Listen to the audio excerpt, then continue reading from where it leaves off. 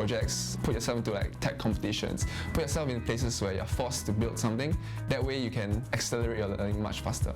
Don't come into it because, oh, it's a new trendy field, maybe in the future it won't be anymore. I've joined 7 tech competitions in my 2 years at NTU, and these competitions have been very valuable in teaching me a lot of like computing lessons and skills along the way. Aside from all those tech competitions, I enjoy playing basketball, playing the guitar, and watching YouTube videos, and programming as well.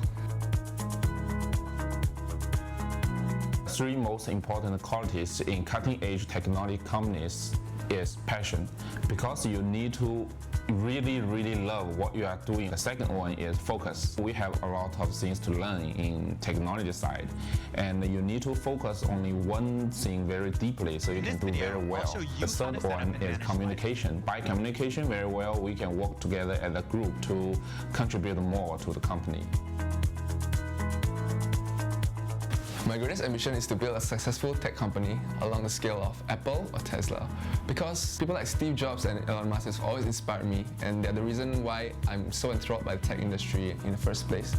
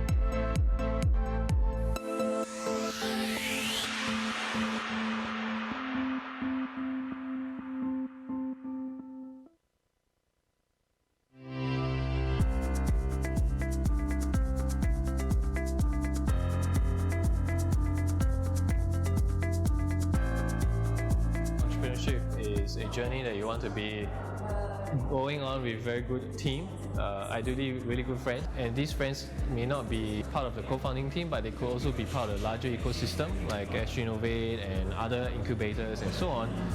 For me, frankly, the challenge is really finding this right mix of talent with the right mix of funding and experience to bring a technology to market, right? And that requires many different levels of expertise. If you don't have the right team, frankly, it becomes really tough. Try not to be a sole founder is exceptionally challenging.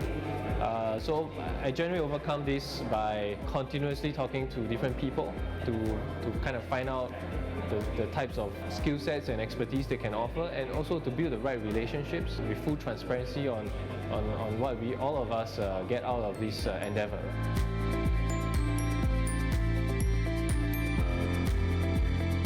My hope is that the technologies and the research that we are developing can be used in every intelligent devices in the future, right? So we have technology made in Singapore and built by Singaporeans and actually put into intelligent robots. I don't think there's real separation between a scientist or entrepreneur. I mean, in general, being an entrepreneur requires very strong creativity and strong curiosity, which most people actually have. We just have to really bring that out, allow that to come out. And generally, as scientists, we tend to be much more critical of ourselves, and sometimes that may not be the best lens to look at whether to decide to commercialize it. My suggestion is to not be afraid to take the first step for entrepreneurial scientists and actually work with many people across all of Singapore. I mean, we have a very good ecosystem, a growing one, a vibrant.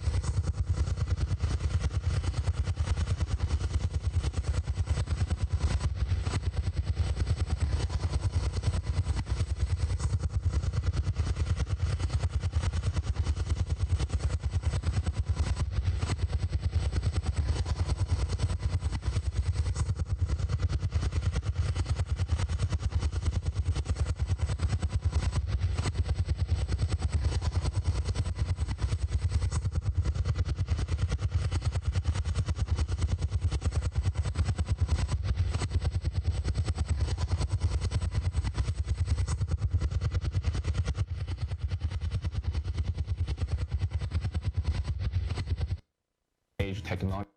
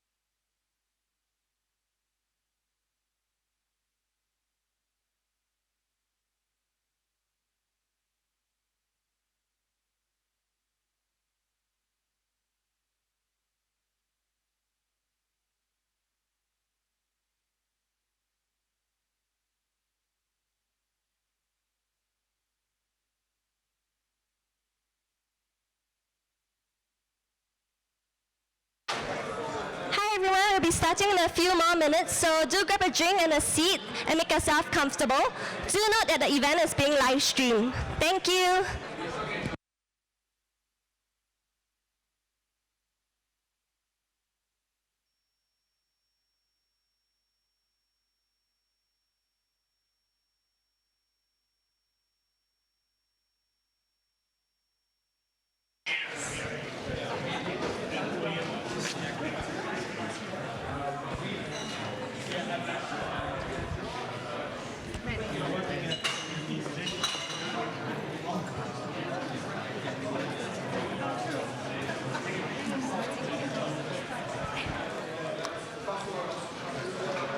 If I may invite all to take the seats, please.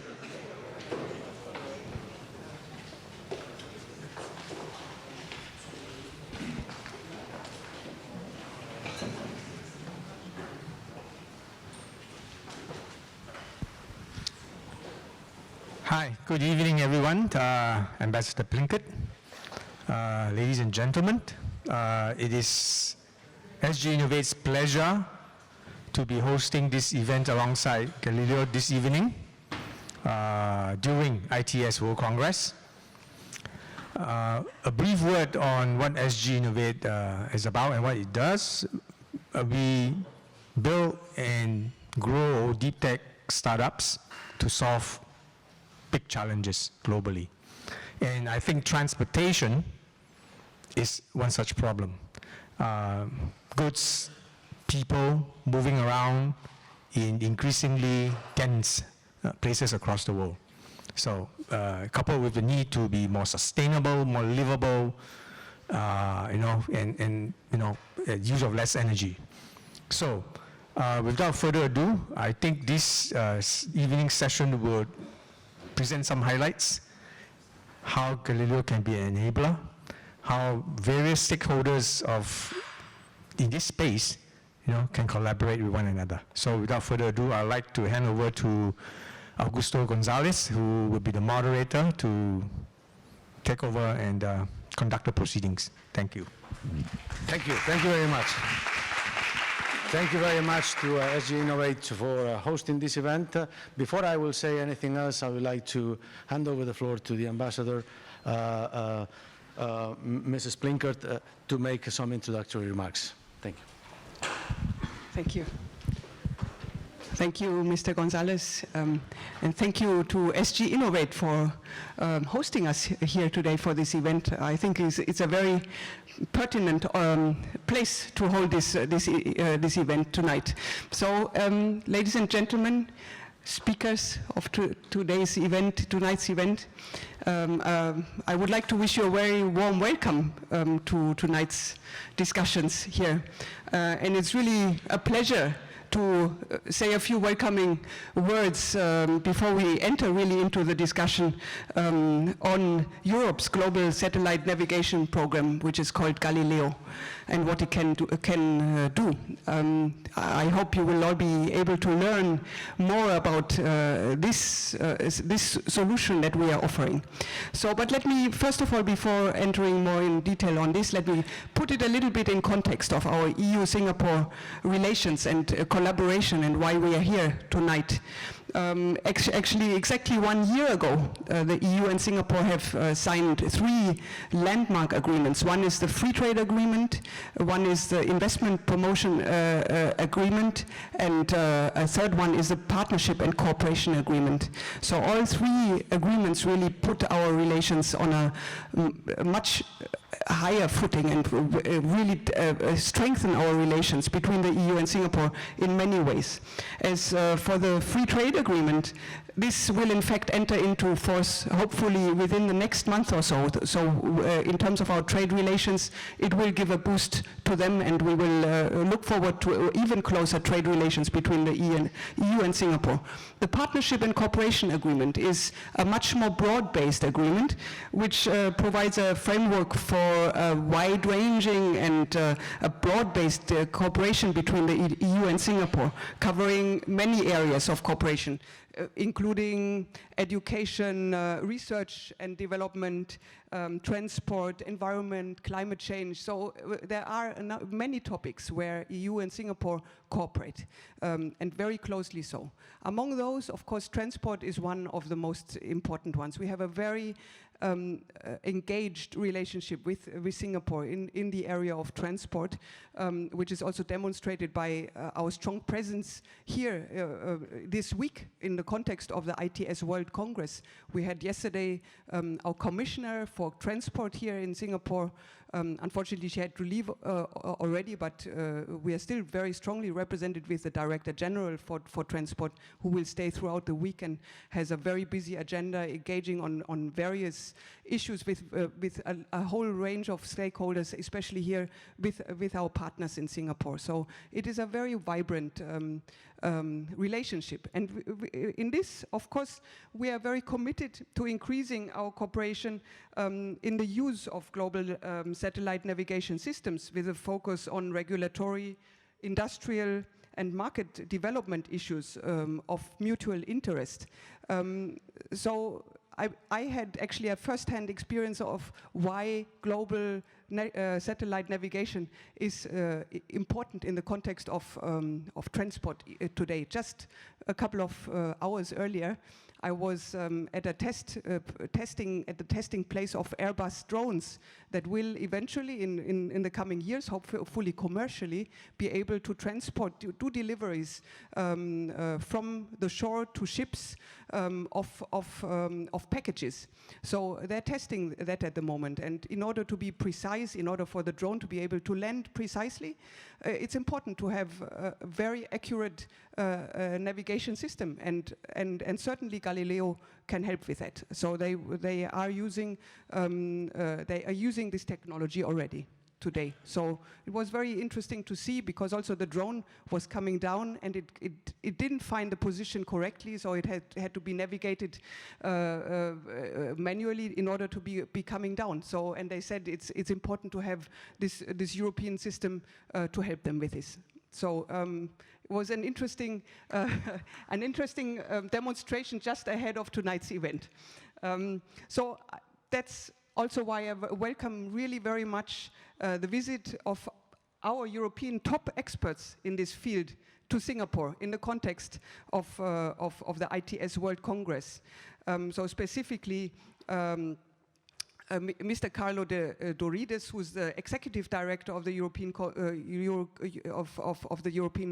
Union's Global Navigation Satellite Systems, European GNSS, and also our moderator of today, Augusto González, who is the European Commission's advisor for satellite navigation programs.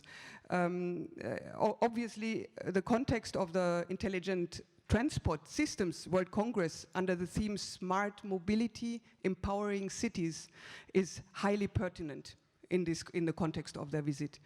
So before giving the floor to the experts, and I'm not an expert, but I would like to take this opportunity to present very briefly the EU's strategic vision and policy on space, in particular with regard to Galileo, which we're talking about tonight, which is the European Global Satellite Navigation System.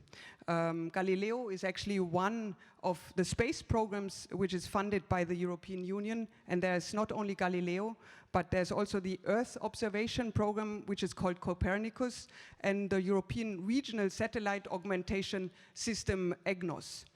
The data and services of Galileo, just as in the case of the program of Copernicus, are available to users around the globe actually free of charge. They offer a really tremendous opportunity for startups specifically to develop new products, applications and services, and open avenues for industrial cooperation across borders. Europe already has a world-class space industry and holds a strong position in this regard. It's estimated at around 30% of the global market. Galileo's open service with accuracy down to the meter already provides outstanding positioning and timing services. It enables sustainable and smart applications for smart mobility. So mobility solutions, including shared mobility, multimodality, or autonomous mobility, are evolving fast, becoming more connected and cooperative. Also, the space sector worldwide is going through a fast and really profound industrialization. So to face the challenges that are associated with this very rapid transformation, and I think a lot of the discussions are really centered around this here in the course of this Congress. The EU promotes a new space approach for innovative and disruptive technologies, emphasizing the importance of startups. And I'm really glad to see that there are a number of the European startups here today with us. In this context also, Galileo's high accuracy service with sub-meter accuracy will bring significant added value to mobility schemes. One of its particular features is that it will be available in areas with difficult network coverage, such as remote areas and big cities where tall buildings block signals, and we've all seen that and experienced that. So it is really a service that is providing more accuracy. Galileo's open signal authentication is another unique feature that will play its own part in mobility schemes.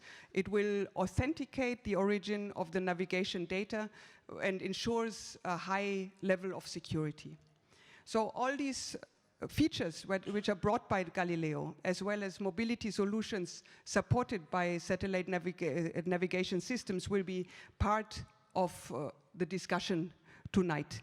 And I now would like really to leave it to the experts from Galileo, the Singapore Land Authority, and industry representatives to go much deeper into the details and into this very fascinating discussion of new technologies and how they can be useful for industry. So I wish you all a very good evening and really an insightful discussion for tonight. And with this, I would like to hand over again to our moderator of today, Augusto Gonzalez. Thank you very much. Thank you so much, Ambassador Plinkert. Thank you for putting this into the right context, not only in terms of space policy, but also our relations, the EU relations with Singapore, because this is, I think, the right way to start this event. So thank you very much for that. Thank you for putting me among the experts. I definitely do not consider me one of them. I think that the people you'll be hearing from today are the experts, and I would invite them to come over to the to the stage. Mr. Khoo, Johanna Tzanidaki, Carlo Dorides, and Alvin Lee, please. So we're going to have presentations from our speakers tonight, and after that we're going to follow up with some questions. Now, the title of the workshop is of the Galileo Mobility Night is Galileo as an Enabler, and I think that is quite a good thing that we have here represented providers, because I would think that Carlo de Dorides is a representative of those that provide the service, so the EU. We have with us Mr. Khoo, which I would describe as an institutional user, and I think that he's going to provide us examples of how, in reality, the systems can be transformed into actual uses in a place like Singapore. Johanna Tzanidaki, I was asking her, how do I present you? So she told me, I'm a lawyer. So she gave me a very lawyer-like response. And I said, no, I won't say anything like that because it's too long and complicated. And so she told me, well, you say what you like. But in the end, we did agree that she is working with innovation. She is kind of an innovation facilitator, innovation accelerator, innovation mediator, call it what you like, but definitely innovation is the word for the work that she's doing.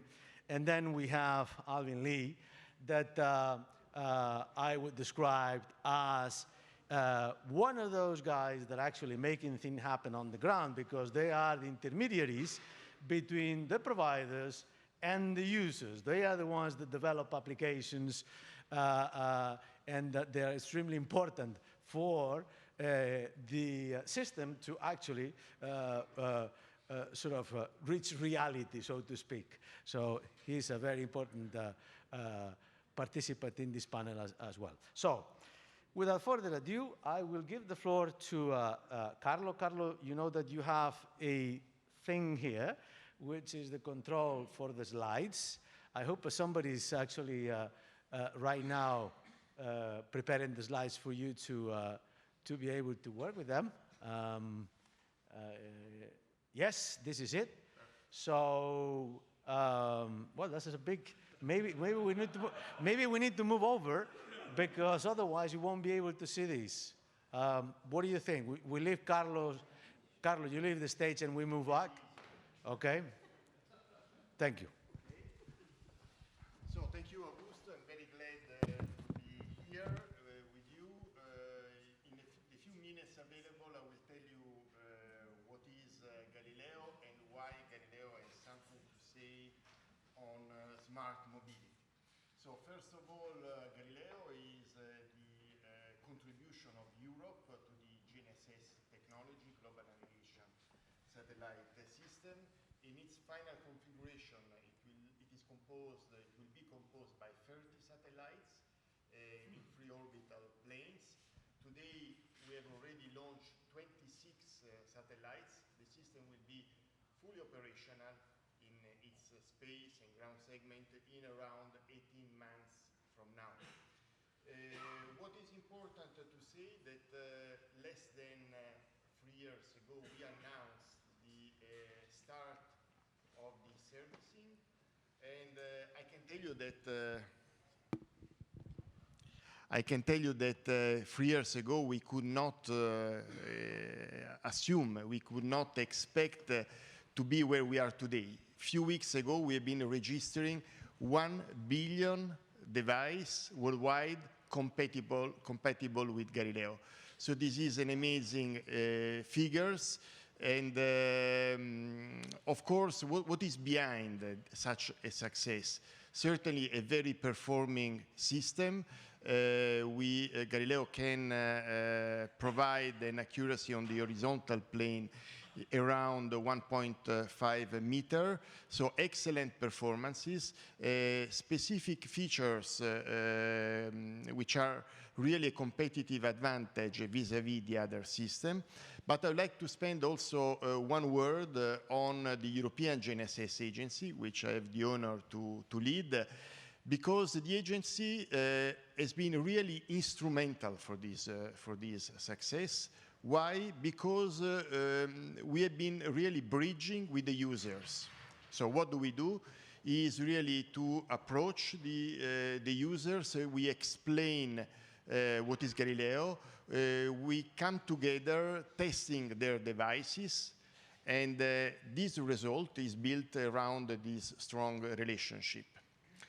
So let me now have a look to what is GNSS today. Today, GNSS is based around these 2 pillars, the multi-constellation concept and the multi-frequency concept. What does it mean? The multi-constellation concept means that today in the world we have 4 reference systems, all of them providing positioning and navigation data.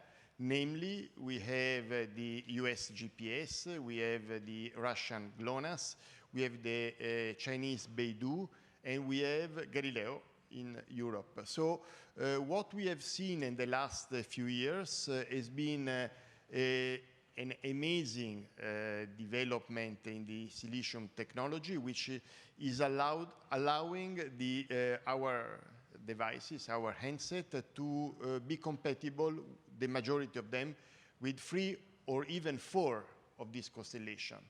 And this means that our smartphones are really smart because are capable to choose the best combination of the satellites available, the best geometry, which is allowing to compute our positioning. So this is the first important pillar. So the second one is the multi-frequency. Multi-frequency, not all the systems have this capacity. Galileo has been the first to have all the satellites granting this capability. Multi-frequency means two things. First of all, a better accuracy, because having two frequency, you can better improve the errors introduced by the ionospheric delays. And second, in particular, in difficult environment like urban canyon in the cities, the double frequency can mitigate the effect, the so-called effect of multipath, meaning the undue reflections from buildings, etc. So this is really a feature which can really improve the performance of the GNSS. So I think, so this is it. Now, looking ahead, of course, the GNSS finds its primary marketplace in the transport. So all means of transport, land, air, maritime. In particular, if we now spend 1 minute on the automotive sector, the technology is going in the direction to have a platform on board of the car, which is integrating more and more different functions. So not only the well-known in-car navigation, which is widely used, but more and more other functions, like, for instance, road toll, which is more and more based on a GNSS device. I've been informed that here in Singapore we have a project which is indeed dealing with this new technology. The advantage compared with the terrestrial gates is quite obvious. The system is much more flexible and has a much higher granularity. So in the mobile platform, we may have electronic parking, we may have e-call, so a number of performance performed by the same solution, by the same chipset. I stop here. I'm sure that other features, our explanation may come during the panel session. Thank you very much, Carlo. Excellent. Very clear. We now move on to the next presentation by Mr. Khoo. So if the slides could come up. Perfect. Thank you so much. Hello, everyone. Wrong slides.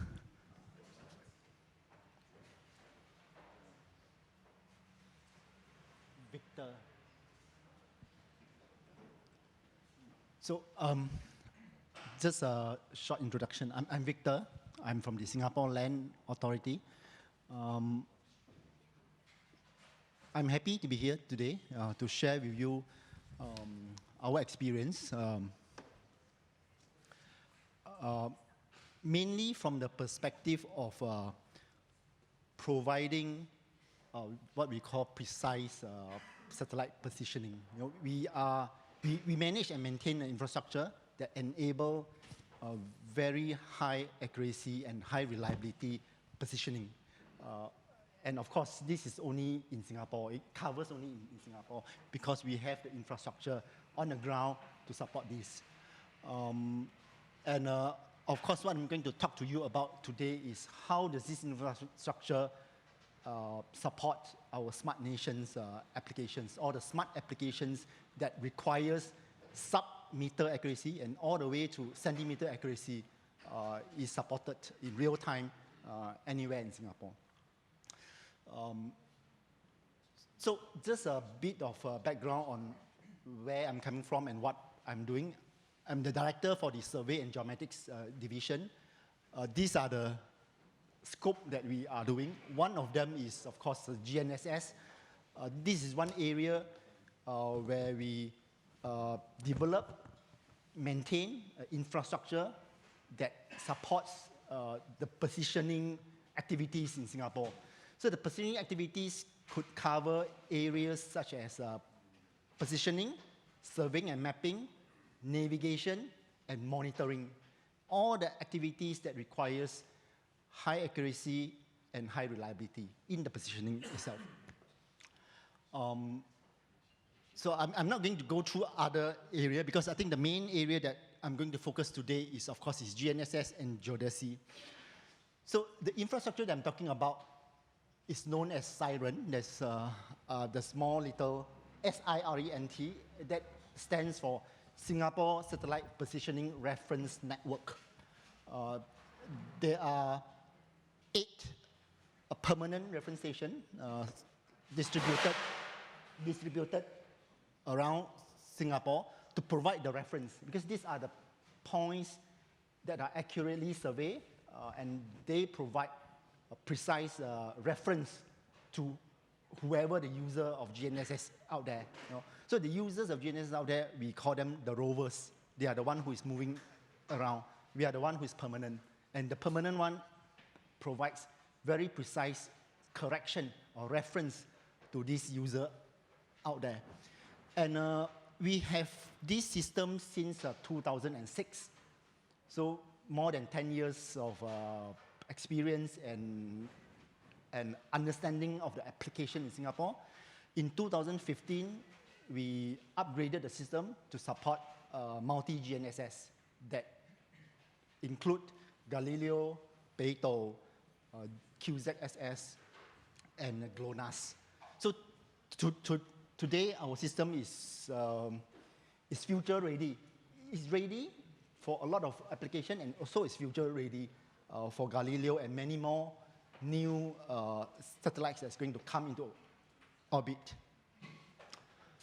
From the application perspective today, I'm just going to highlight these 3 areas, which really would support Singapore's smart nation vision going into the future.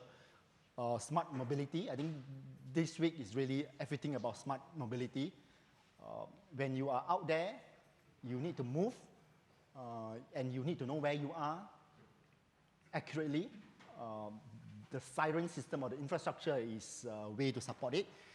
The other area is smart construction. I'll give you more specific application in the following slides. And of course, when you talk about drones, usage of drone, when you want to land accurately, autonomously, in this case, we are talking about autonomously, you need very precise, up to 10 centimeter or even sub 10 of centimeter of accuracy in order for you to land accurately.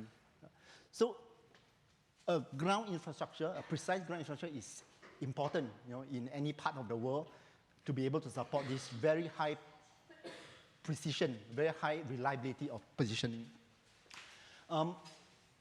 Another area that is very important in our Smart Nation journey is this initiative known as the Integrated Digital Delivery. So this is about construction, this is about buildings, where digital construction is a key.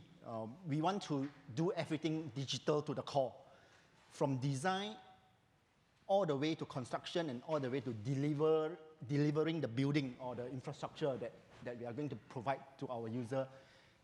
It will be in digital. And of course, in digital construction, in the process of building, you will need precise positioning. And I'm going to show you how does a precise positioning using GNSS can support this activity. So the first one is from the construction perspective, piling. We have machines like this to do our piling, and precise positioning is required on the machine. We can develop precise systems that can guide the person who do the piling and can do the piling precisely, right? So this is already a system that's already in operation.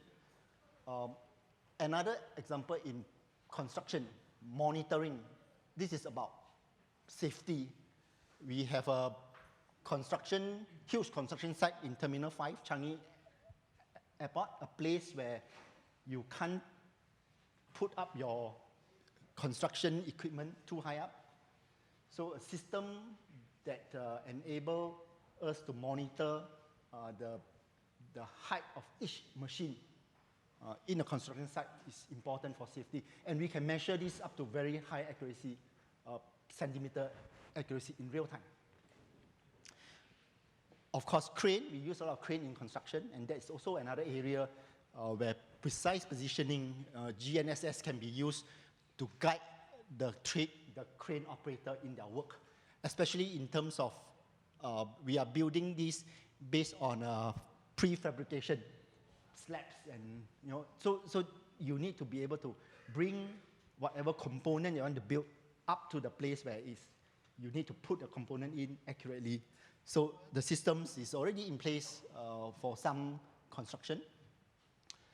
The other area in mobility, of course, autonomous vehicle development, which the developer actually approached us, and we have supported all these applications, not just vehicle on the ground, also autonomous vehicle in the water, the scooters,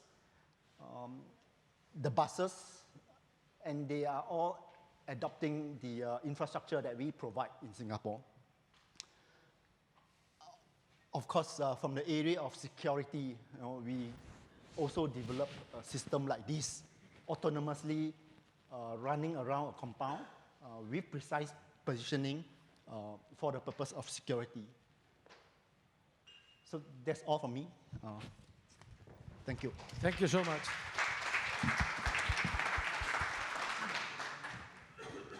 Thank you so much, Mr. Khoo. And then I will give the floor to Mr. Tzanidaki to make a presentation on behalf of ERTICO-ITS Europe. Please. Thank you. Everything has been said, which is good and bad. True, we're not providers, we're not service providers, we're not developers, we're not public authorities. What are we? So yes, we do innovation. But innovation from ERTICO-ITS Europe. So we have 120 members, ITS stakeholders. They come from the private sector and the public sector, and ministries, cities, research centers, and so on. And we, how did you say, facilitate or accelerate innovation by putting them around the table and answering the calls of from Horizon 2020, which is the funding line of the European Commission. Many of them are dealing with this topic, many of them don't. We are working on clean mobility, on urban mobility, on automated and connected driving, and also on transport and logistics. I'm tempted to show you my slides, but I fear that they're a bit basic. What I'm going to do is I'm going to give you a picture of how we see mobility and with the help of Galileo. Because of course we've been waiting and waiting for Galileo, which is using the EU taxpayers' money, but for something good.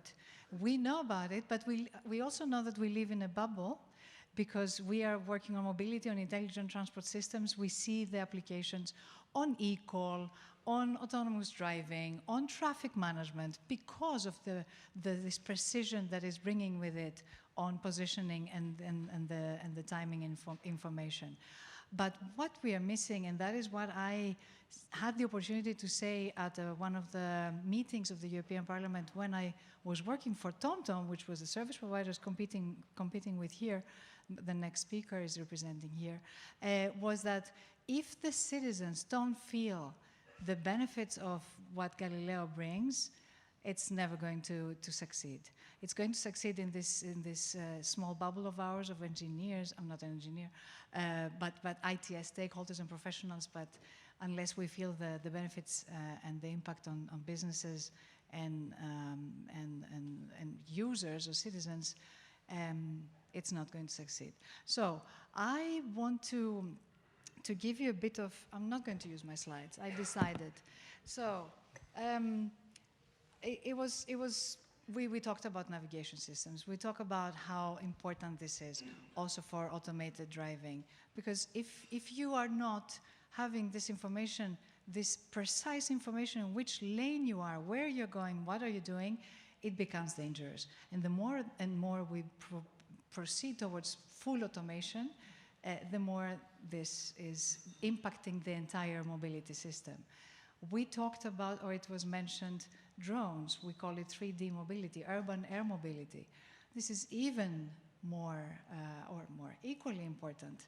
If you don't know where the drone is going to land, how are you going to provide the service that everyone is waiting for? Logistics, the value chain of the entire logistics. We are working in our projects because, as I said, we work on innovation. We run 23 projects per year at all times. We have to use this precise positioning. This is what we have all been waiting for. In logistics, of course, in the entire value chain, you know where the product or the merchandise is, you can follow it, you know exactly how to steer it. Road pricing and congestion charging, this is also important. This is also one of the applications that Galileo can help with. I have so much to tell you, but I'm picking up. I want to make a point that until now, GPS was mainly route finding. It was helping us find the route. And it was challenged in urban environments. It was mentioned by the keynote speaker, the ambassador of the EU to Singapore. This is what Galileo is going to correct. These urban canyons, or how we call them, that they have always impacted the reliability of the system. When I left TomTom 3.5 years ago, that was where TomTom started working on HD maps, high definition maps. Galileo is very important in this as well. HD maps are the key to automated and autonomous driving. I'm going to pass the microphone because everything else was mentioned, but I'm happy to say that one of the areas that I'm very positive for and I'm really pushing for is traffic management. And traffic management at a higher level. We are talking about mobility management, where this multi-modality is coming in with MaaS, mobility as a service, and delivery as a service, DaaS, which brings in logistics. So we are proceeding towards a system of mobility with all modes interconnected with the Internet of Things, with big data, artificial intelligence, and so on and so forth. Galileo is key to that as well. It's key, because we are going to go for a system, and managing the mobility system means that you need precise information on positioning and timing. Thank you very much. Thank you so much. Pass it to the next. Thank you so much, Johanna. And then our next and last panelist, Alvin from here, please. Hello, good evening, ladies and gentlemen. I think I need to take this up. I'm actually going to cheat a little bit because I'm going to show you a video, which will help explain some of the things that that we're really interested in, and it's really trying to get people to think about where we want to be. And what I'm really interested in is getting to the next stage of this, this presentation tonight. This presentation tonight. Okay, I have an echo. Delayed echo. Okay, I have an echo. Delayed echo. Okay. But what I want to do is, what's really going to be interesting for me is the next session where we're hearing the intros from startups, because that's what, as a company, is we put applications together. We try and build things, And what we want to do is connect ourselves with startups, with new companies, with developers to develop products for the next generation. And so let me just show you the video, and then I will start more. Do I just click?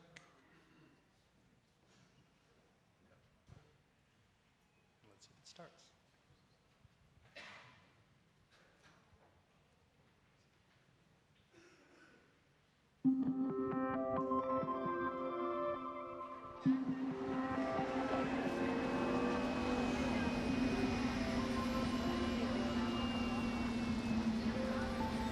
I'm Frey, the smart city AI of Dubai.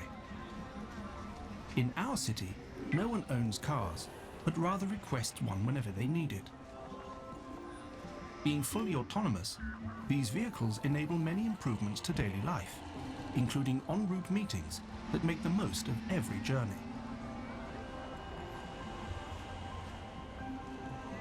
I use location intelligence and sophisticated algorithms to create one connected network that makes travel inside the city and to all over the world efficient and seamless.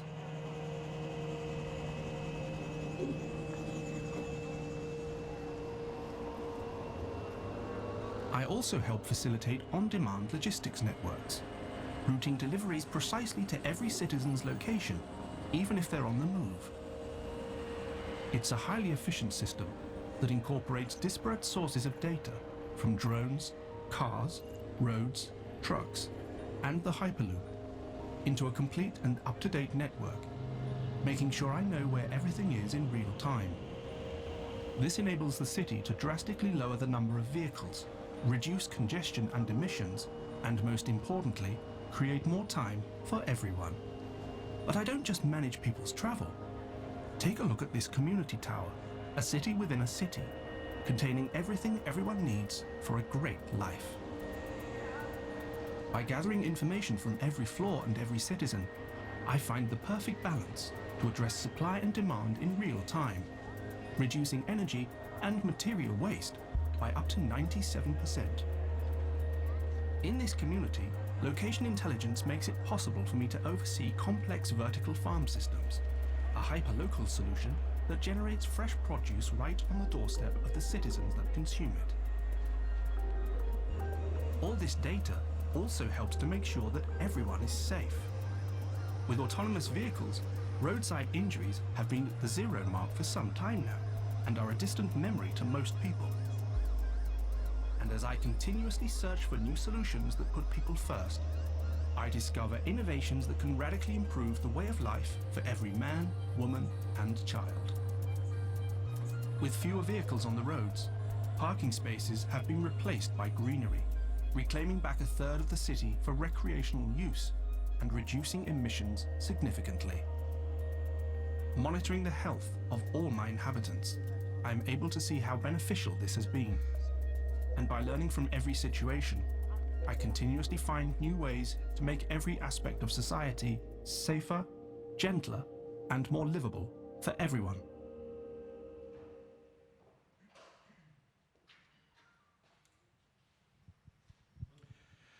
Now, I'm actually new to this industry. I only joined HERE Technologies just about 1.5 years ago. And early on, when I started, I saw this video and I said, what's this? You know, airy-fairy stuff. This is not going to happen. This is not real. But as I've been with the company and looking at some of the things that we're doing, us as HERE and our competitors out there, there are things that are real and they're happening now. They are really happening, and this is just a sample of some of the things. I could have put in a really busy slide in here that showed all the different opportunities that we could do beyond the car, beyond mobility. So traditionally, HERE Technologies really has been known as a mapping company or a digital mapping company. We're actually, I'm not supposed to call ourselves a mapping company anymore, but that's what we do. But we call ourselves an open location platform, or an open location company. Because what we do is apply location data and create other uses for it, other solutions. And that's why we want to work with you, developers and startups, to find new ideas and new things.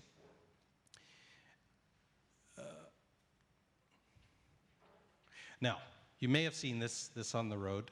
So Galileo and GNSS is really important to what we do and how we can develop new applications. I need to check with Carlo later on because, you know, with regards to the number of accuracy, actually, my colleague in Europe who gave me some notes, he said it was 20 centimeter accuracy. I've heard tonight 1 meter, I've heard 1.5 meters. But as we apply the data, as we apply what we have, especially if we're dealing with producing high definition maps, we do need more and more accuracy with the lane, with the curb, with the surroundings, everything around you. And so, you know, during our discussion, I'll talk about how we apply that and what we, you know, what else we need. But from the basic concept, we do map. We map the roads. Others map the roads too. We do have vehicles here in Singapore. So we have about 200 around the world. And we map using LiDAR and video. And we have a huge team in India. I was quoting a wrong number before. I just learned today what our actual number is. We have a huge operation in India in Mumbai where we have about 4,300 plus employees.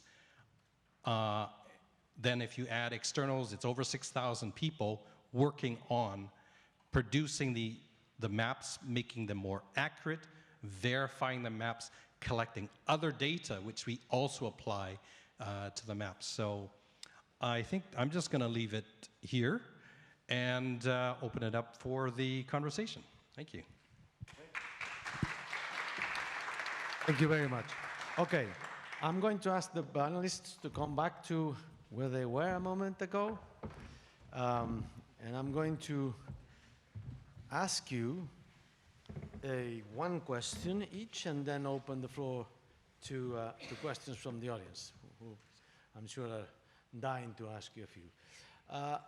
Carlo, Galileo as an enabler, what do you think are I would say, the most important contributions, most important contributions that Galileo is going to bring to this world of intelligent mobility?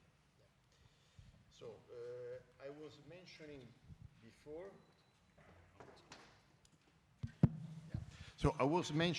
before. A very good performance today. I was as well mentioning the use of double frequency, which means robustness in a difficult environment like cities. But as well, what is important is what is going to come in the near future. Galileo has two specific features which in a way make it unique. The first one is the so-called high accuracy service.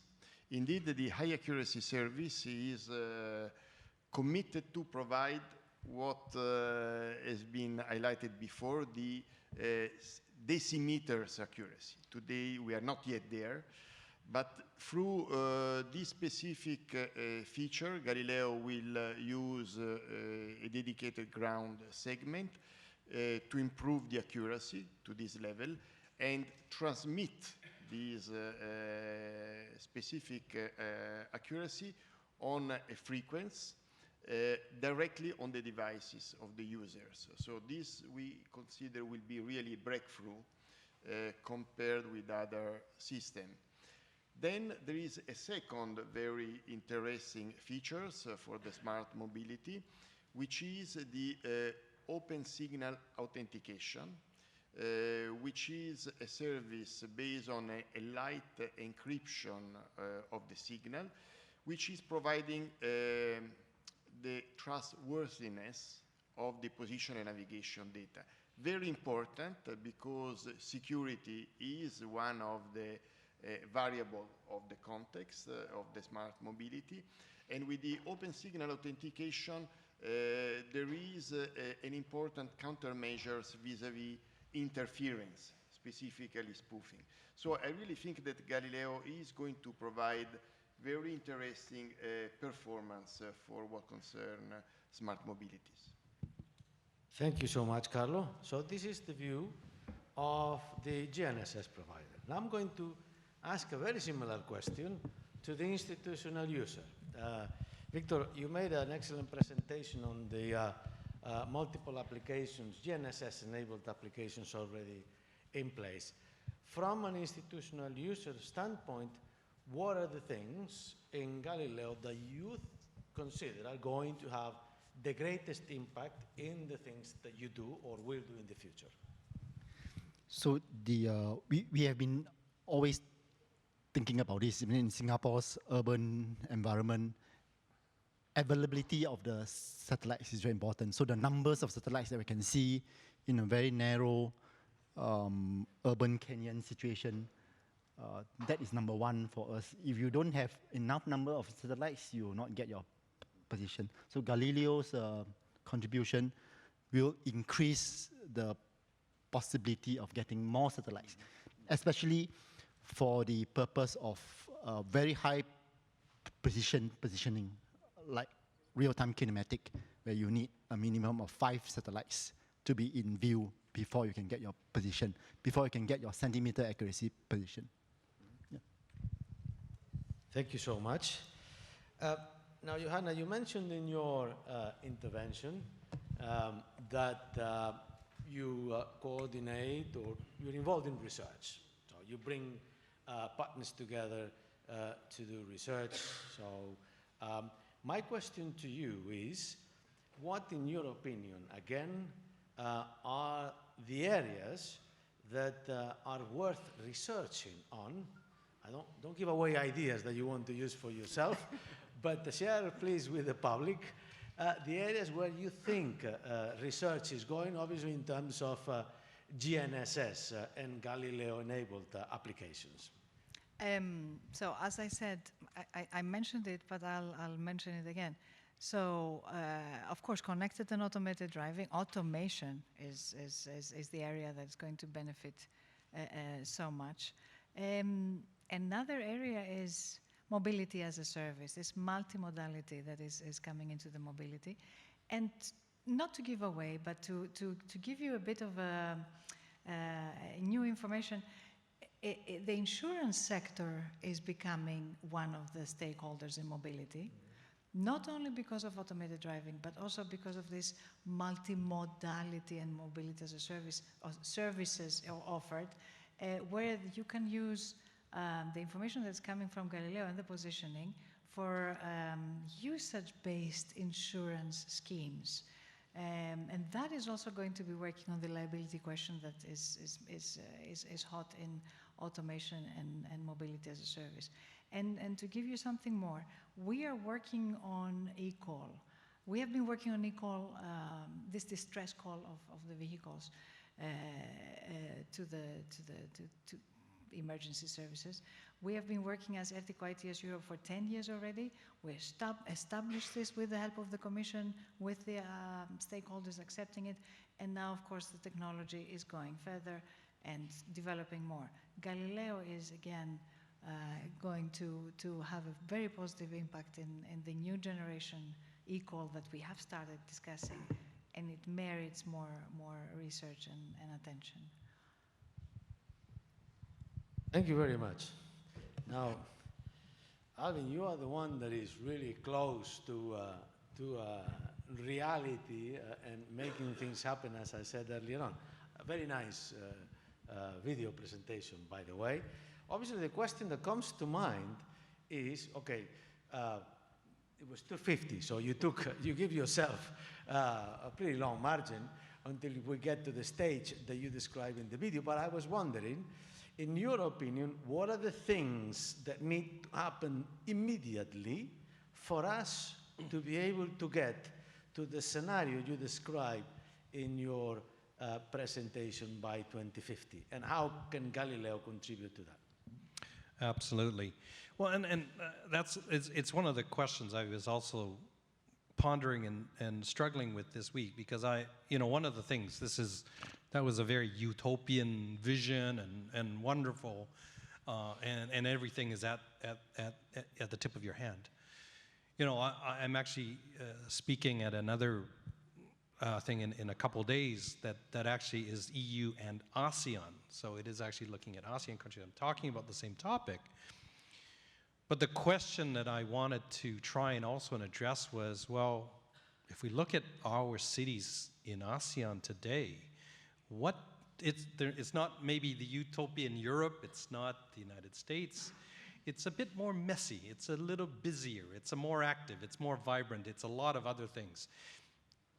What do we need to prepare to be able to get to that utopian, or do they want to reach that?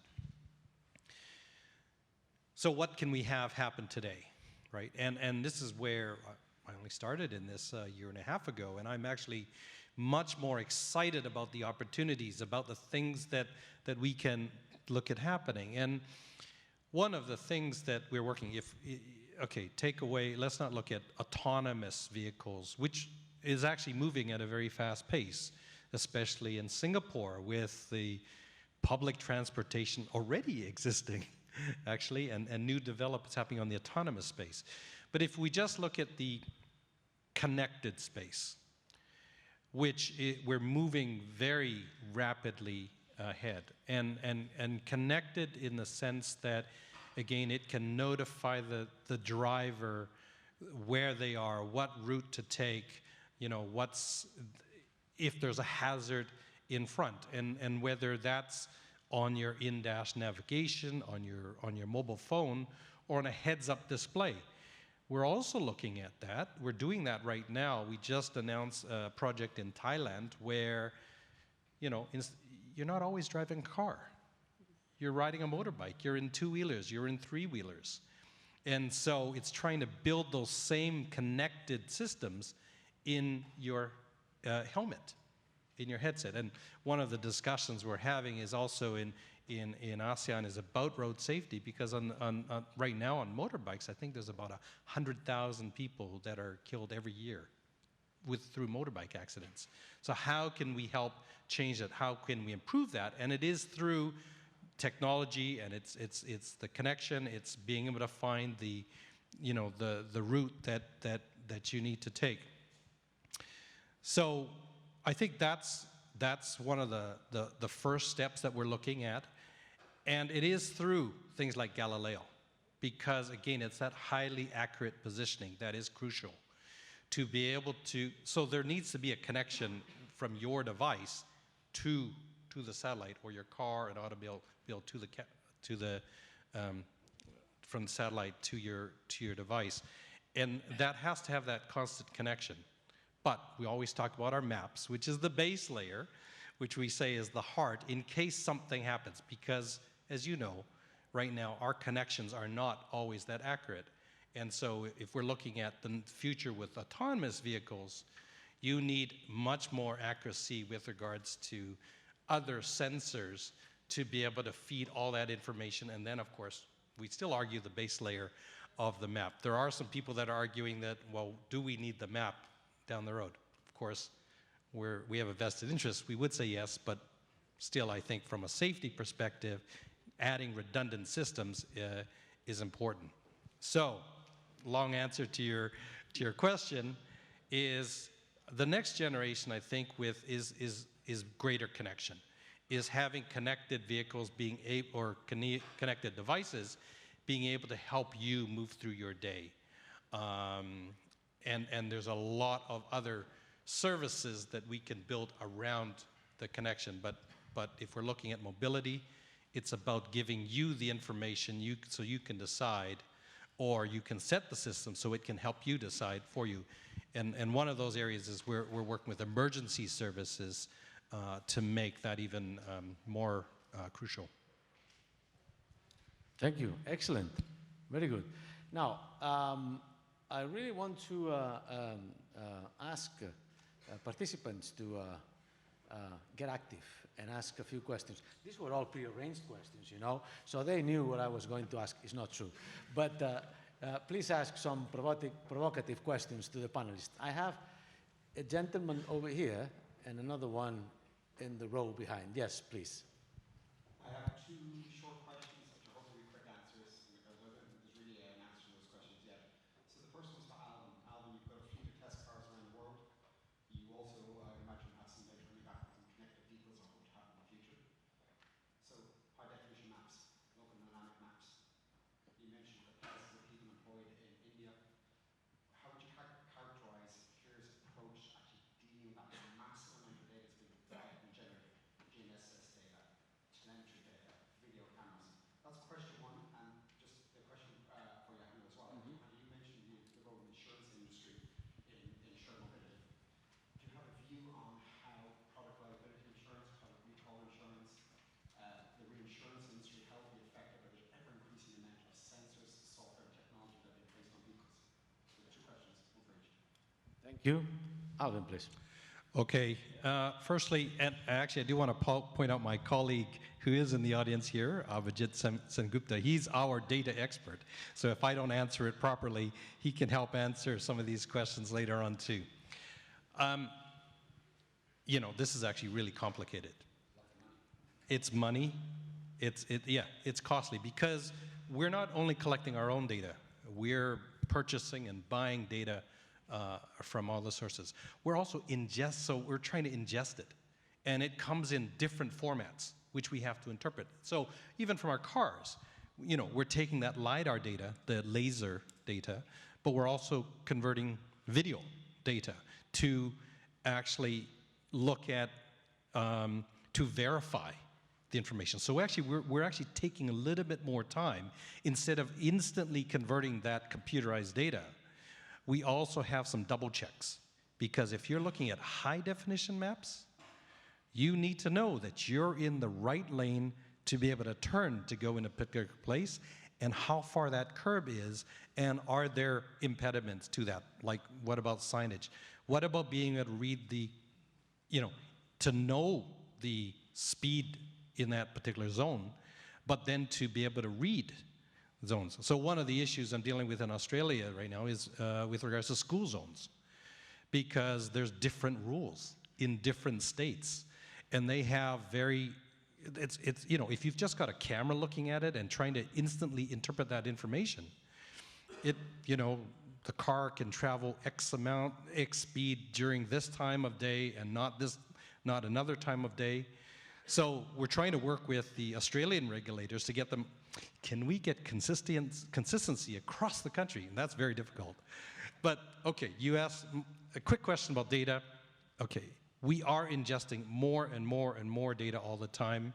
It is being able to trying to collect more data, interpret data, and so it's not an easy task. It's a very expensive task, but we don't have a choice. We have to do it. Are there ways that we can automate the data collection? Absolutely. Are we exploring ways to automate the data collection? Yes.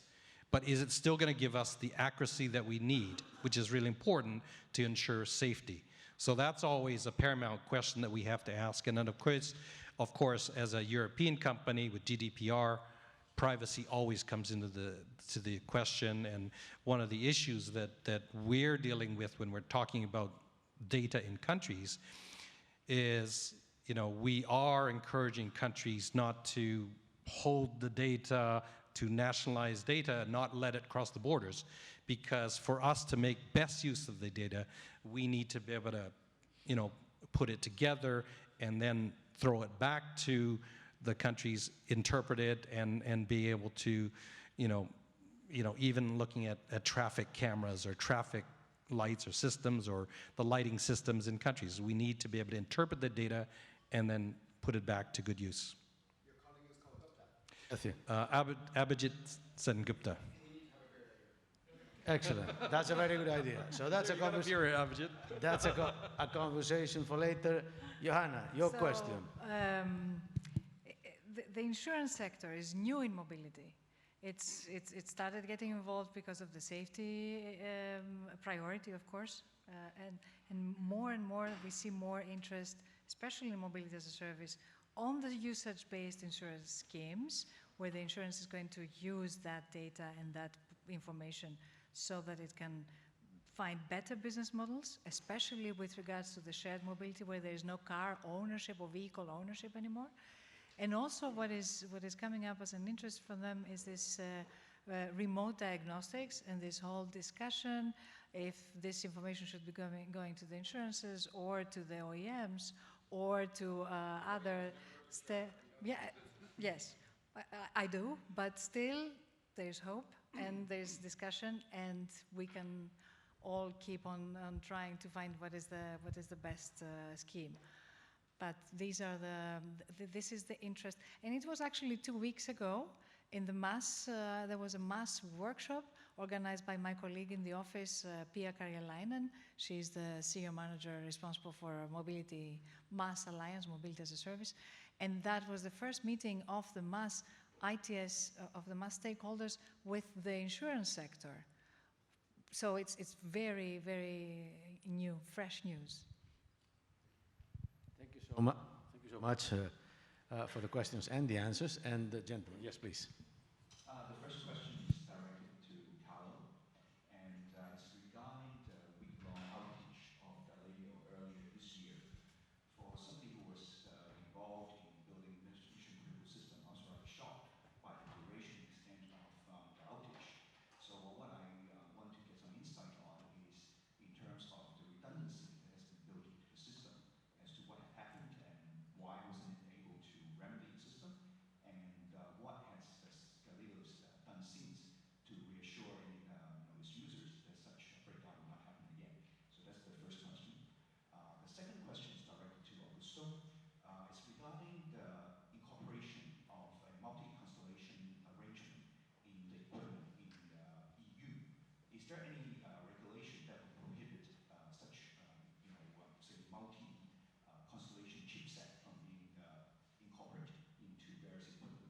Because as we know, it is unlikely, for example, in the US for the US government to accept Beidou chipset to be incorporated for national security reasons. So I wonder whether similar constraints may also apply in the EU. Thank you. Thank you very much for the question. Carlo, swiftly on the first one. Yes.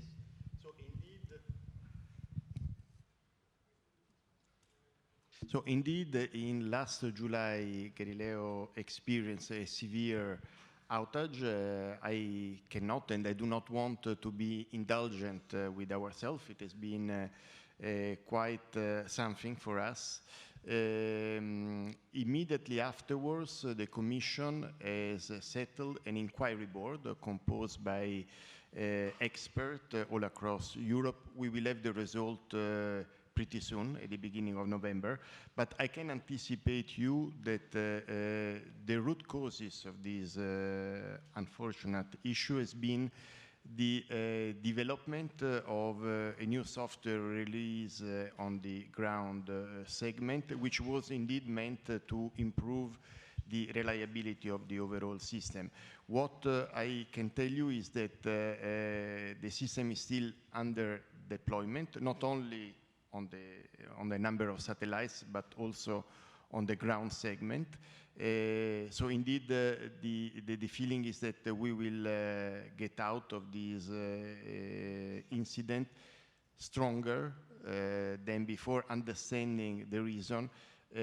Our aim is certainly to reach the required robustness at FOC and to keep it over the years. Thank you very much, Carlo. I'm going to give the floor to my colleague, Christoph Kautz, who wasn't acknowledged at the beginning and who's actually a man that knows everything about regulatory developments in the EU. I think I know the answer, but Kautz will provide a more insightful one. Christoph. Contrary,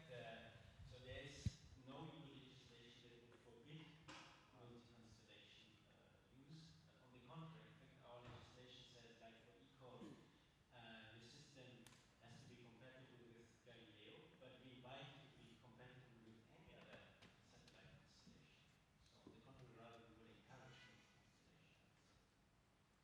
Perfect.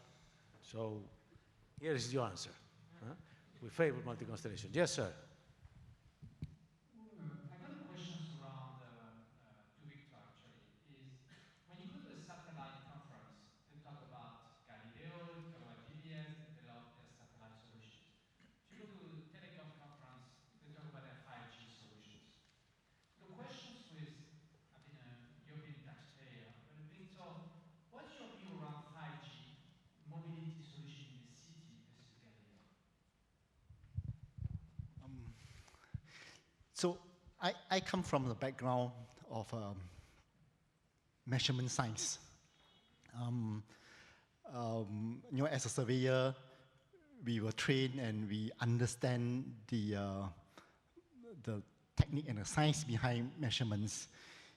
When we started it off, it's always GPS, and of course we move into GNSS, and we understand the errors, we understand the accuracy, we understand the reliability. And as we move forward, this is something that we hold very strongly. So in terms of positioning, absolute positioning, we always say is that the satellite positioning will always be the basis for all kinds of positioning outdoor. In terms of indoor, the technology is always open for many types. Even outdoor today, there are other infrastructure-based positioning, which is costly, not very easy to implement citywide. So GPS or GNSS will still be the basis, but ultimately we are actually looking at multi-technology, integrated type of positioning technology. So 5G, when 5G comes into reality in applications, I believe it will be just one of the additional potential positioning technology. So it's not just for data, but it can be used for positioning. That's what I heard. I'm not very familiar with this, but it could be a source of technology for positioning to be integrated into the whole solution of positioning. So I still believe that GNSS will always be the base or the fundamental of positioning outdoor, because it provides that absolute, okay, nothing is absolute, but this is the most absolute positioning technology available. Thank you very much. Now, thank you so much for all these questions. I think that this is about the right time for us to move on to the next. So on the dot. So first of all, thank you very much to the panelists for your presence here and for your interventions. Thank you very much to the audience for the intelligent questions. And now we can all move and leave the scene to Rainer Horn, who, by the way, I want to acknowledge. Rainer is the manager of GNSS.asia, which is a project funded by the European Union, and he deserves an applause, he and his colleagues, for also helping us in putting this together. So thank you so much, Rainer. Thank you. Thank you, Augusto, and thank you to Augusto as a moderator for putting this great panel together. Yeah. So it's now my pleasure to introduce, very briefly, GNSS.asia, and thereafter I will give the floor to startups and SMEs from Europe that we brought here to showcase what one can do with Galileo. So then let me see the slides here. Can you please put up the slides? So GNSS.asia is active throughout Asia, from India all the way to Japan, and from Japan all the way down to Australia and New Zealand at times. Here we go. We work on facilitating industrial cooperation. You'll see a lot of that today, helping companies to do business in Asia, with institutions, and with private companies. Of course, we're promoting Galileo, and this is one of these activities here under the label Industrial Cooperation Across Continents. We have a team all across Asia active, not only here, and they have been active quite a while. They're experts in their field, and we'll bring them to bear. And if you have a need in GNSS, we can help them source the right technology. So this is our team and our partner organizations in ASEAN, but also the other parts of Asia, Asia Pacific. And we're also very happy to work with MGA, Multi-GNSS.asia. Some representatives are in the room here today, with whom we're organizing the next event here in Singapore in February. And I'll come to that in a second. We're also on the innovation side at the very early part of innovation. We've organized already 2 innovation hackathons, one very recently in Bangkok and earlier this year in Bangalore. In this first one, 120 participants. In the second one, about half that amount. Great ideas came out of it, and some of them are being put into practice. And we're planning to do more of that in the next years here in Asia. And this is the next event coming up here in Singapore in the context of a space and space application conference. We're partnering again with SLA and under the label of Multi-GNSS.asia, and look forward to see you possibly there. So this was enough of advertising block for GNSS.asia. What do we practically do with industry? You see just a small sample of the companies we're working with. We're helping with industrial visits, with delegation visits, conference support, but matching up companies very concretely, one-to-one. And we have brought today a sample of 3 small companies from Europe who will pitch very briefly what they're offering. The companies in the sequence are Wecomtech, FDC, and Symphony from Spain, France, and France in this case.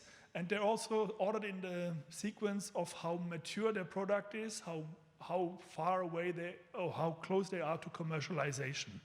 So without further ado, I would like to bring on stage Johanna from Wecomtech to give us a short introduction of what Wecomtech does. Wecomtech is a research organization that is working on bringing products that others then commercialize. Here we go, please.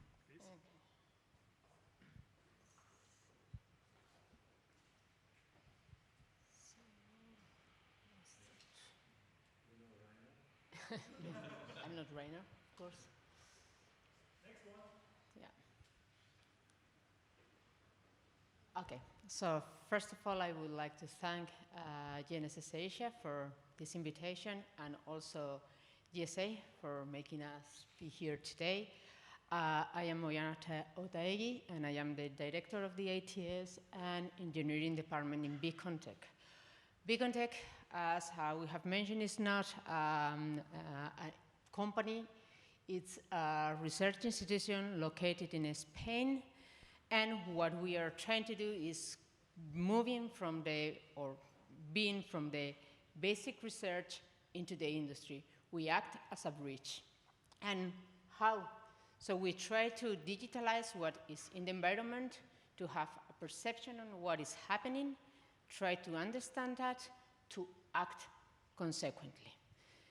So if we translate that to what happened in the ITS, what we do is we provide sensors from the infrastructure to try to understand what is happening, and to try to have the monitoring and the prediction system of the, first of all, infrastructures.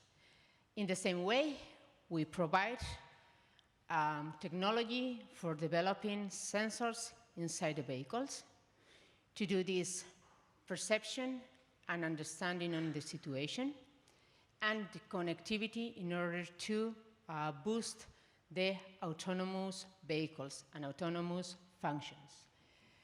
We also deal with data, so our main sensors are LiDARs, cameras that are providing information that is not very easy to deal with. We are dealing with non-relative data, geolocated, very rich, so we need to deal with this kind of data. And finally, with all these pillars, we are able to provide solutions to macro mobility or smart cities. So the most challenging one in the last years has been providing technology for the autonomous or automated vehicles. Why? Because if we look at these different stages, until level 2, we are used to have some automated functions that rely on relative positioning, because the functions only try to keep you in your lane and at a safe distance to the vehicles. What happens from the level 3 onwards? That we need to deal with extra challenges.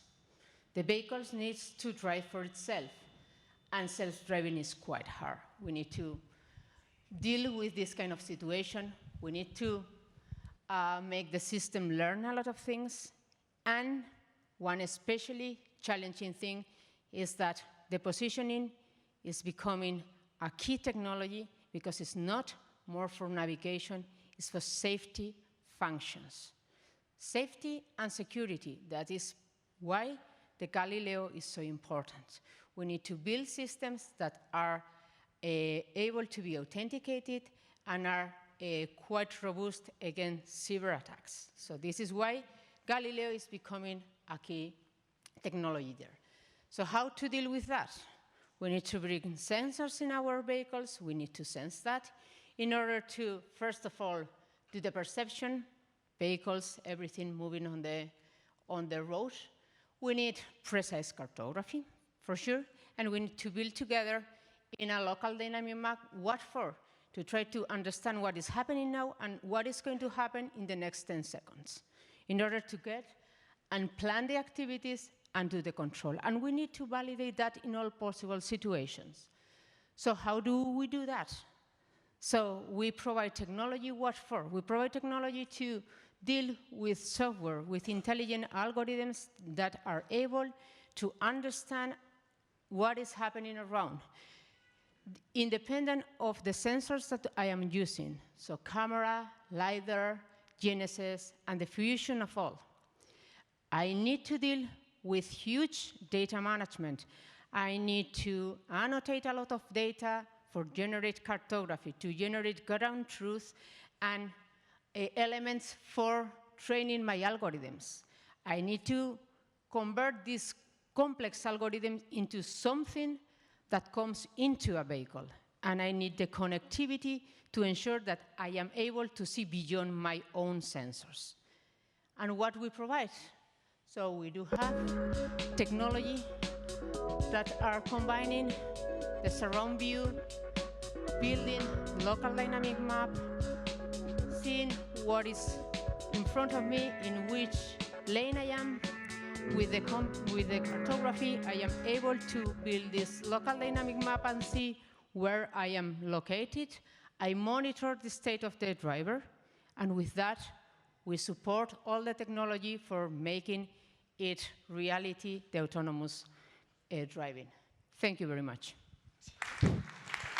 Thank you, Johanna. Now, how are you actually commercializing this, and how do you keep up this innovation? And please, if you have any questions, we will allow 1 or 2 questions afterwards. So first of all, for founding this research that we are doing, what we have is 50-50. So we do have 50-hour financiation based on projects, some competitive projects from local government, Spanish government, and of course, European Horizon 2020. And the 50% is direct industrial contracts, okay?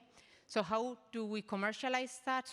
So we are not-for-profit research institution, so we do have 2 options. The first one is, okay, so we try to solve industrial problems, so we partnership with companies and help them to bring our technology, help them to bring that into the market.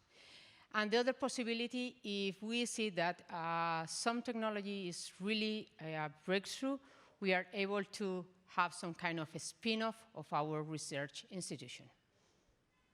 Thank you. Are there any questions for Johanna at this moment?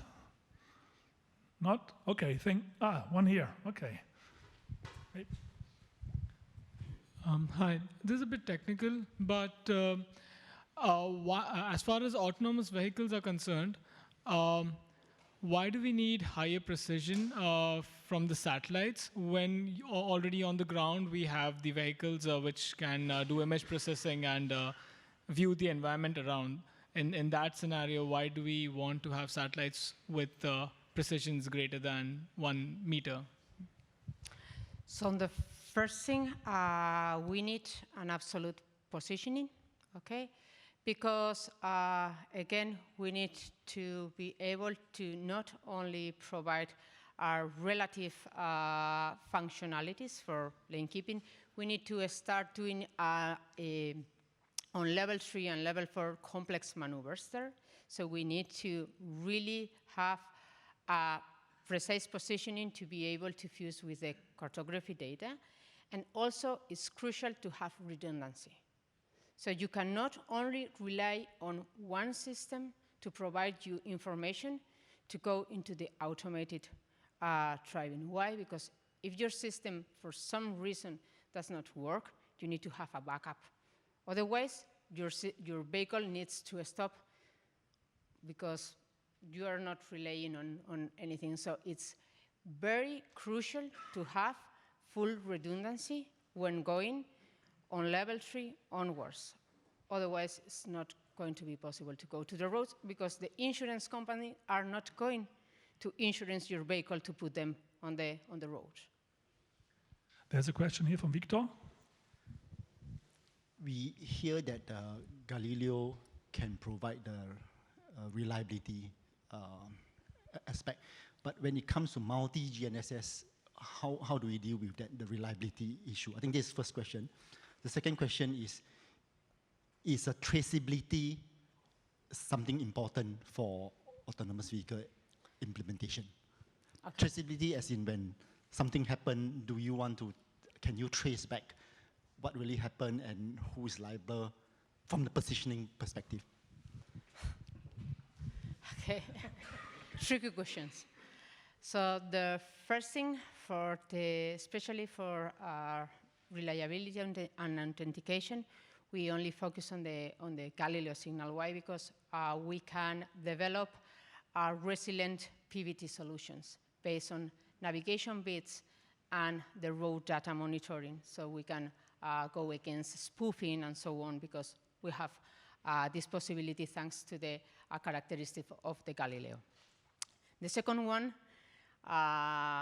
what we do have is, or what we need to do is have some kind of redundant system where you have some kind of visual odometry system that combined with a cartography, you can have some positioning system that you compare with the positioning system that is provided in your GNSS, and you try to be robust. How you do that to have some kind of traceability? For the moment, we are not doing or focusing on that. We are focusing first on having the solution that gives you the enough precision to navigate, and then we will see if we need this traceability. You can see there's quite a deep knowledge in this research center, so thank you very much, Johanna, for your contribution and answering the questions so competently. So I hope you will come up with some more questions in the bilaterals afterwards. So next one up here is now Christoph, supported by his colleague Alexandre from FTC, and they're one brink further towards commercialization. Thanks, Rainer. Sorry? Oh, yeah. Thanks, Rainer, for the invitation first, for the organization. And thanks to the GSA for also the invitation and for your support all these years, which allows us to be here tonight and to have a commercial product to showcase today. So we FDC, we are a GNSS company specialized in security since a couple of years now. And so we discussed today the fact that GNSS is great, it's accurate, it's free of charge, it's available worldwide, it's easy to integrate, and there is a lot of experience with GPS and now Galileo and GLONASS and so on. But as Carlo pointed out very clearly, we have some security issues, in particular for mobility. We have here a list of some examples which happened during the last year only on spoofing, on security issues. For instance, some hackers who take control on the Tesla Model S. Another example in Geneva Motor Show last year, with some incidental spoofing that created a mess with navigation systems. So there are security issues with GPS, with GNSS, and what we want to achieve. Yes, also one point I want to say here: it's not only a problem of GNSS. Cybersecurity is something that is important to the whole car industry. It could cost, according to some studies, $24 billion. So it's quite something to be taken into account end to end. And we are ambition to provide the GNSS building block for securing GNSS. So we have developed, and I have it here in a reel. We have developed a GNSS module, a multi-GNSS module. So, of course, we leverage on Galileo, on the added value of Galileo, to provide confidence, to improve trust in the PNT solutions that you can compute. We are able to detect most of the easiest spoofing and jamming attacks and provide resilience in case of this spoofing attack. We are protecting against cyber attack. We use some secure hardware component. We are able to, again, come back to the end-to-end security, provide authenticated information to the application. So we are able to secure the position, the time, and the velocity thanks to our model. Just here a slide on the applications that we target today in mobility. We are focusing on all the applications that require security and where you have to save money and reputation in case of security issues. So it includes road tolling, smart digital tachograph, dangerous goods transportations, smart mobility as well, pay as you drive, for instance, insurance companies, and fleet management. So we are in the process of spinning off our technology. We have the samples available, some evaluation kits available. I forgot to mention something very important. We are a member of the ST Partner Program, and I see my friends from ST here. So we have developed our solutions with ST Micro as well. So if you have any questions, we are here. We can allow one or two short questions from the audience. Are there any at this moment? Not yet. I have a question. What's your commercialization model and roadmap going forward? Yeah. What is the immediate next steps? So in terms of business models, we will have an hardware selling, of course. We will also provide the IPs in some cases. These are for the current products. We will be the first, we have in our roadmap the OSNMA that was introduced by Carlo. So we will be the first, I think, next year to have this OSNMA capability in our product. So these are for the security and GNSS. We will also integrate a dual frequency capability very shortly. We already have started working on that. And on top of GNSS, we will also provide some security for other sensors, which are critical for ITS. So these are the plans. Super. So next one then up. Thank you very much, Olivier. Next one up is Syntony. Syntony is already active in the market for a few years. I met them a few years ago when they're spinning off from a research company 4 or 5 years ago, and now there are already 50 people working in Toulouse and other places. So François, the floor is yours. Okay, thank you very much. I have a tough job today because I'm the last one to speak, so I will make it brief. We talk about GNSS, coming from Toulouse, which is a space town. It's a very nice place where we work with GNSS, and we've been working for a long time. Syntony is a company, as you said, which has been created by my boss, Joel, as a spin-off another company who has been working for many years in many programs, in particular in Galileo programs. And at that time, we were working for the space industry, for the aeronautics industry, for the aircraft industry, and we were working on simulation. So I don't know where I have to... Okay.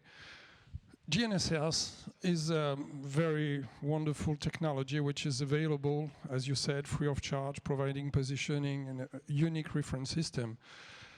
But you need to see the sky if you want to get the GNSS signals, because if you are underground, you don't get it. I liked your movie, but it's all on the ground. When you are here in Singapore, you can see that everything is going more and more underground. Bus depots are underground, roads are going underground. It's the case in many towns. So what we do is we provide GPS signals underground. So you can have a continuous flow, seamless transition from the outside world to the inside world. And we provide it with all the navigation systems, GPS, Galileo, GLONASS. That's basically what our company is doing.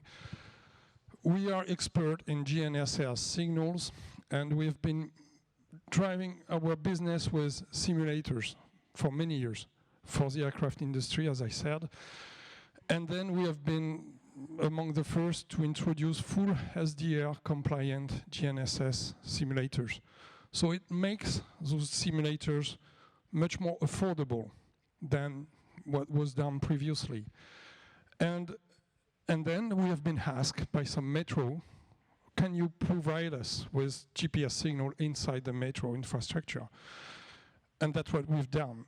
On the other side, we also work on GNSS receivers, and we have also the capacity to provide complementary solutions. So we have now the capacity to provide GPS underground. We will emulate the GPS signals, but we are using the existing telecommunication infrastructure which are in the metro. For someone who knows that, we are using the leaky cable or leaky feeder or radiating cable, which are already transporting Wi-Fi or 3G or PMR. And since they do not work with the same frequency band, we can implement GPS frequency band on top of the other signals. So all along the cable, you will get a GPS signal or a Galileo signal or a mix of both or whatever you want. We just have to generate the simulation at the computer level. And then with a smartphone, with a standard GPS receiver or Galileo receiver, you will get the information. And you can use all the applications that you are using outside, inside, providing someone is making the maps with the levels and everything, because we'll provide you XYZ position, uniquely referenced in the system. That's basically what we do. What are the applications already working? We have been implementing the system in Stockholm Metro first. And I'd like just to spend one minute on this case. Stockholm people, they are managing the complete transportation system, public transportation. It's a unique company. So inside this public transportation system, they want to push people to more and more use public transport. So they have to feel safe inside the public transport. Security is therefore very important. So they have a lot of camera everywhere, they control everything, and they have a lot of mobile teams inside the town. And when they detect a problem, whatever the problem is, They can say, okay, these resources, please go there, you join them there, and it works everywhere except underground. So now, because of our technology, they can cover the full system of Stockholm. But incidentally, if you are using a mapping system, City Mapper, for example, in Stockholm, they didn't ask for it, but now it works also because of our system inside the metro. So that's basically what's going on. So we're working in Paris. We will test our system next month in New York. We have been implementing also some tests for emergency calls, 112, in Helsinki. We have a station which is equipped in Munich. And quite soon, I hope, here in Singapore, we're working with LTA to develop a proof of concept inside Singapore. We provide, for the time being, GPS, because most of the customers are looking for GPS standard chipset, but we are also providing Galileo, and to be honest, we are providing all the signals because we provide all the space agency in the world with our simulators. It's fully compatible with the existing PMR system. So it means if you are using a mobile device for PMR, which is with a standard chipset, as soon as we put the GPS on, you can have location of your workers inside the metro or wherever you want. And just to finish on the various use case, first use case are linked with security of people. Thanks to our system, if you dial 911 in US, first thing that does your phone, sending your GPS position, and the fireman can find you if you have a problem. If you don't have the system, making what 911 may send a bad position to the guy. In Stockholm, they are looking for service also to securize, to provide more security, more safety to the workers. If people are working in a tunnel, you know where they are. If there is a problem, you know where you have to go. In New York, what they are interested in is making maintenance, spotting default in the tunnels, making a photo which is geolocalized, and then you know where you have to go and what you have to do to repair the problem. We have also some systems where people want to avoid collision between team of workers and coming trains. So if the train, okay, I'm finishing. And okay, all the applications you are interested in, you can provide them. So we don't do the applications, we do the satellites which are underground. And that's basically what I would be happy to discuss with you if you're interested. Thank you for introducing your underground satellites. I think that's an interesting way of looking at it. Thank you, François. Now, who has a burning question that is interesting to everybody, hopefully, and so that François can answer them here? Alternatively, we can postpone some of the questions for during the networking break. There's a question here. What's the accuracy? What's your accuracy? Accuracy is a matter of the constellation. It's a matter of the telecom infrastructure. It's a matter of the receiver. So with a standard receiver, you will get an accuracy which is comparable with what you would get outside. It's the same order of magnitude. It can be 10, 20 meters. But when you're looking for someone within a tunnel, which is 500 meters long, it's largely enough for some applications. If we can load some of software application inside the receiver, we know where the errors come from. They don't come from the ionosphere or atmosphere, because there is no need to simulate errors coming from there. But there are errors which comes from the geometry of the system. There are errors that comes from the fact that inside the leaky feeder, the speed of the signal is different from the speed in the air. But we know where they come from. So if we can tell to the GPS receiver or the Galileo receiver where he is and where are the errors, then we can correct. And with multi-frequency, multi-constellation, we can go down up to down to 20 centimeter if we want. But in that case, you need a specific receiver. The beauty of the system is it works with standard smartphone, GPS receiver, whatever. If you want more precise, okay, that's like outside. If you want to fly an aircraft, you can use GPS. If you want to land an aircraft, you'd better get DGPS in addition, so you have to augment the precision. It's not the constellation itself. It's a set of factors. Same thing. One last question from the gentleman back there.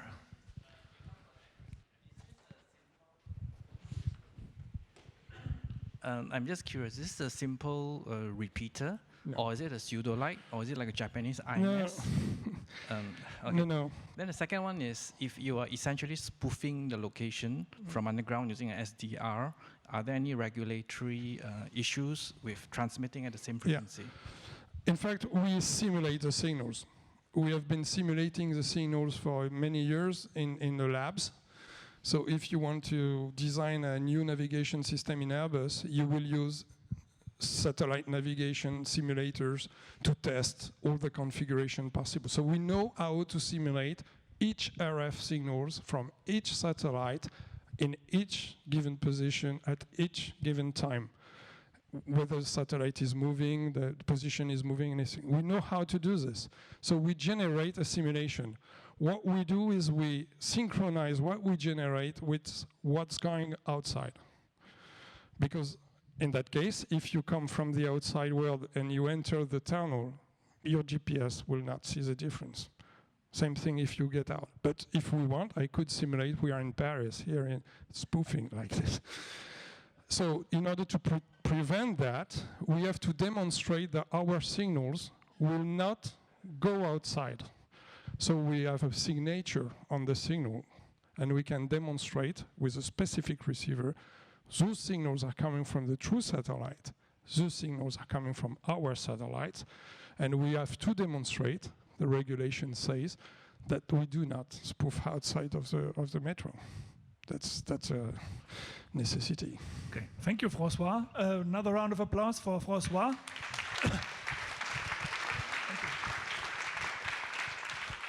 So, I would like to close this session with a big thank you to all the speakers, all the panelists, moderators, and also our hosts here from SGInnovate. I hope the hospitality here will be equally enjoyable as the proceedings here. So, bon appetit and enjoy the drinks provided. Yeah.